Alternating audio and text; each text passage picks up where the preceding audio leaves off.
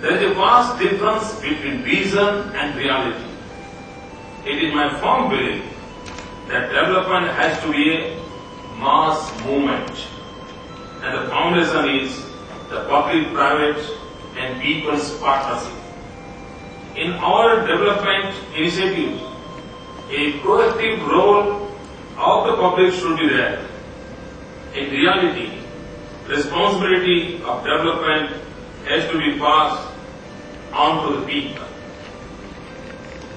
One has to create an urge among the people for development.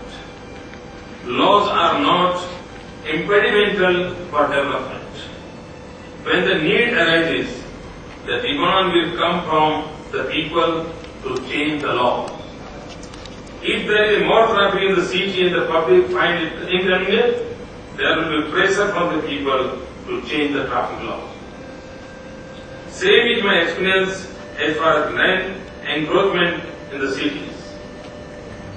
Today, it is the topmost investment destination in the country. We have achieved remarkable growth in the agriculture sector, growing at 9.6% in 7 years, contribute equally to the economy. We kept target of doubling agriculture income in 5 years, but actually we have increased by 4 times. Under Jyoti Gram Yojana of providing 24-hour uninterrupted power supply to the rural population, we have created transmission lines of 60,000 kilometers covering 18,000 villages in 1,000 days. In our country, normally it's very difficult to think about it that in 1,000 days you can have a 60,000 kilometer long cable line and 18,000 transformers. Even to get this much amount of the transformers from the company, it will be very difficult in our country. But in 1,000 days, my government did it. This needs focused attention, action plan, strategy, and a time-bound implementation schedule. If you want to make the 21st century an India century, then you need to incorporate the dreams and aspirations of the people. Development has to be given a shape of mass movement. Ultimately, we should pass on the responsibility of the development to the people. More than 4.8 lakh tons of solid slate and garbage waste were removed from the city within 5 days. This prevented an epidemic outbreak and put back the city in a normal economic activity. Technology is used for planning my check-ins, roads, landfill points, etc. I no more call my district officials to the state headquarters for the meeting, but communicate with them only through video conferencing. Our urban areas have computerized civic centers to provide the service to the people, and we call it one-day governance. Through these initiatives, we have been able to make the people feel that government is here to govern and not to rule.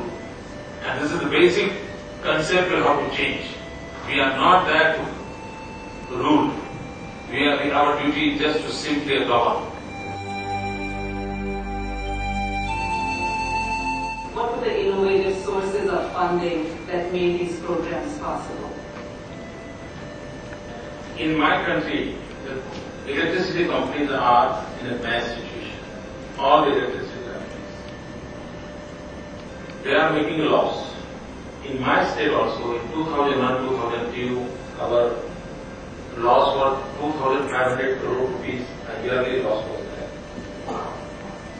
And it was very difficult to handle this whole electricity problem.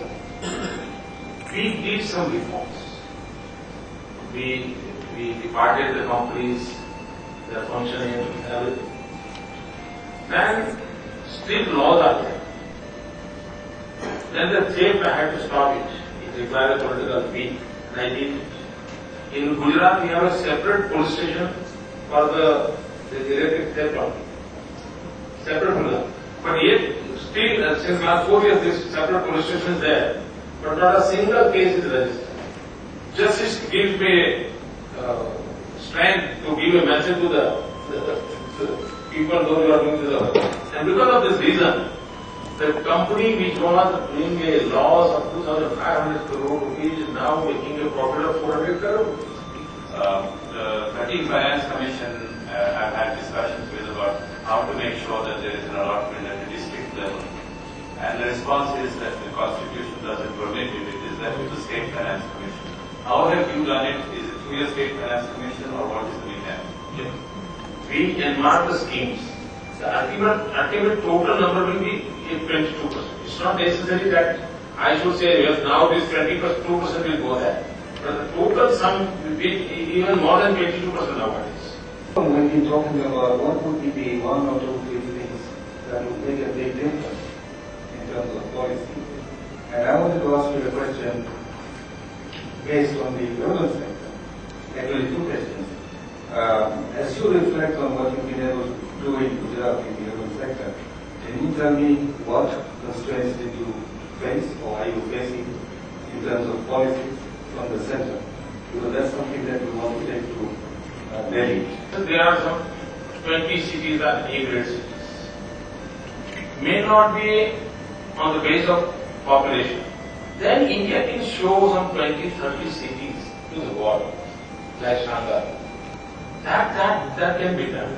That approach is not. Now what they are doing, whatever fund will go to the Patna, the same fund will go to the Mumbai. Same fund will go to Ahmedabad. There are any programs for making for women, especially for poor women, like microcredits. And if you have also kind of scholarships for girls to go to the school, to the university, looking for equal opportunities for men and women. I think that the main goal and the main challenge for India is to overcome poverty and to give equal opportunities for everybody. What am I doing in Gujarat? If I would have been in the Western world, people will know me as a feminist because I am a gender bias regarding as far as women are concerned. I do believe that we have to take care of the women's health, women's development, women's participation. This is my condition. It's not my political program. When I took power, when I knew that in my Gujarat girl child education we are lagging behind, I started a movement for the girl child education. In the last 7 years, 100% enrollment and dropout from 30% to 3%. Mainly the girl child are beneficiary from the poor families are beneficiary. This is the biggest change we have achieved. Then the IMR and MMR. We have a change scheme in my state. Any poor women who is pregnant, my government is taking care.